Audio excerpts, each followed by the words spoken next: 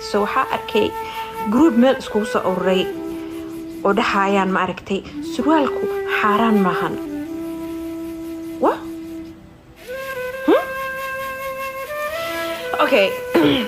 waxaa ku sheega fiiriya surwaalku xaaraan maaha ku leedahay surwaalku xaaraan waay sababta ku sheega ma fahamtay markii oo xijaabka la soo dejiyay mataqaana hadaa aayada dib u akhrido ma lagu dhahin xijaabku waa inuu noqdo maro noocaas iyo noocaas iyo noocaas iyo noocaas ba maxaa lagu dhahay wax oo jirkaaga asturaaya inuu noqdo waay